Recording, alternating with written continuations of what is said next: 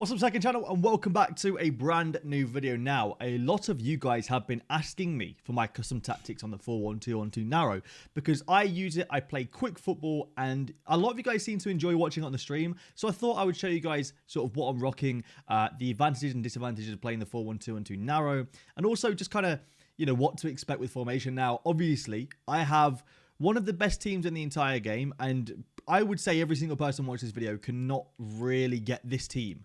Not at least for another few months, at the bare minimum, of grinding and spending and things like that. So that's why, for example, the way I play is a little more hyper-aggressive than other players because, you can't compare Ruud Gullit to any player on this game. He wins more balls. He gets up the pitch and back down quicker. Like, this team carries me a lot is what I'm trying to say. But I also think that my tactics are pretty sound, and I think that they work for a lot of players that play a similar style to me, which is pretty aggressive build-up, fast, fluid, quick, Tiki Taka kind of play. But I also think that that you guys may be able to tweak it to kind of suit you guys a little bit better, maybe.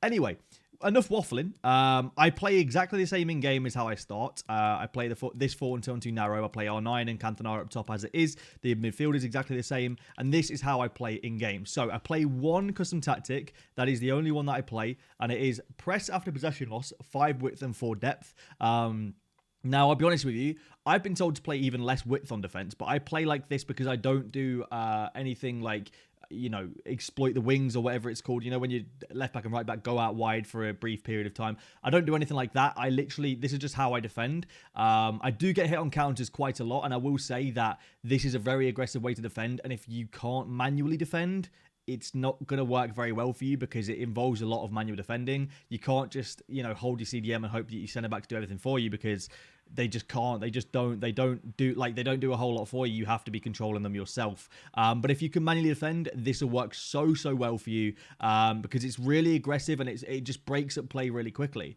Now, I have fast build up on offensive with 7 width, 7 plays in the box, 2 and 2 for corners and free kicks. Now, it might not make a lot of sense, 7 width on a 4-1-2-on-2 narrow. Essentially, I try and push my left centre mid and right centre mid out wide as much as possible on offense to provide a bit of width and a bit more space on the field. One thing I've noticed is having a wide, narrow formation beats having a narrow, wide formation. And what that means is I play a lot of 4-2-3-1s, and I find a lot of pockets of space in behind a Ram and a Lamb with my centre mids because they push out a little bit wider and they don't get hit by the CDMs. So typically, if you're playing against someone with a wide formation and you play this kind of width on your offense, your centre mids, they don't push out fully to the line. They get those little pockets of space between, say, a Ram and a Lamb and a CDM. It just works well for me personally. I've found that I enjoy it and it works well for me. 7 plays in the box because I like to rush a lot of players forward, get a lot of players in the box and either whip in a cross or just play it into the box, really. So like I said, I play a very aggressive style of attack, so I just like to rush players forward and try and create really quick chances. What I've found in this game is if you hold the ball on the edge of your opponent's box too much, for, an elongated period of time, their entire team typically sits further back and creates more of a blockade. Now, what I mean by that is if you pass the ball around the edge of his area for a while, his CDMs are going to basically sit on the edge of his area and his centre-backs are going to sit on the penalty area or even further back. And they're going to retain that shape. And if he can defend with his cam, you basically have no chance of breaking that unless you make some incredible play that just defies FIFA and you're just a great player, realistically. So I try and go really quickly and just hit really quick, really aggressive attacks to try and break that mold and to try and get through quickly so he doesn't have time to regain shape and kind of regain composure in defense, really. So that's why I play like that. And then in terms of instructions, I have stay forward and getting behind on both my strikers. And I use that because I want them to make runs in behind and just basically stay up the pitch. And I have Dino on the same stay forward. A lot of people like to put in get in the box for crossing, and to be honest, it's not a bad shout, and I might change that at some point, but for now, I don't have that on, because I like Dino being on the edge and picking the ball up if we do lose it. Now, I've got Zidane on balanced and cover centre, and the reason why I don't have him on cover wing, despite me having 7 width, is because, like I said, this is the way that I get my centre mids to kind of cover those pockets of space, as opposed to marking a Ram or a Lamb, for example. So I have Zidane on a more like aggressive style. He gets up and down the pitch and contributes a lot to attacks.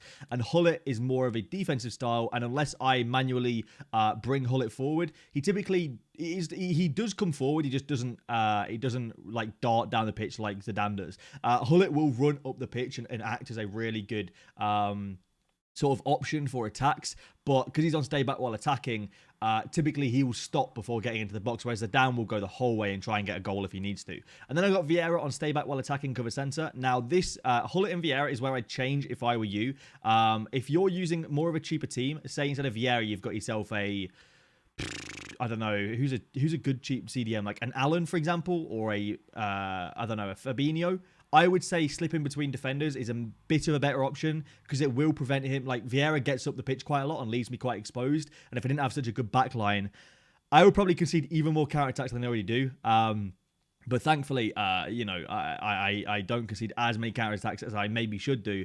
I would say slip in between the defenders just to try and stop him from getting up the pitch even more, and also changing fast build up to balance could also help you there. Then I have the left back and right back or stay back while attacking, and that's pretty much it for my custom tactics. Now, a lot of people will ask me, why do you use Nelson Semedo over Kyle Walker? And the reason is the medium high work rates, in my opinion, are very good. Essentially, he doesn't get on the pitch much at all, and he's always there for counter attacks. And sort of the same with Ferland Mendy, although he pushes up a little bit more than Nelson Semedo. But realistically, in this team, like all the icons are literally, in my opinion, the best icons in the game for those positions. And I would say the only exception maybe is you could probably find a better striker than Cantona, although I am liking him at the minute for the skills. I find that this works really well with 5-star skillers, and I would learn skills if I were you. Like for example, the Elastico, doing step overs helps a lot. Doing kind of drag backs and things like that. Skills to create space work really well with this. But that's pretty much it for my custom tactics.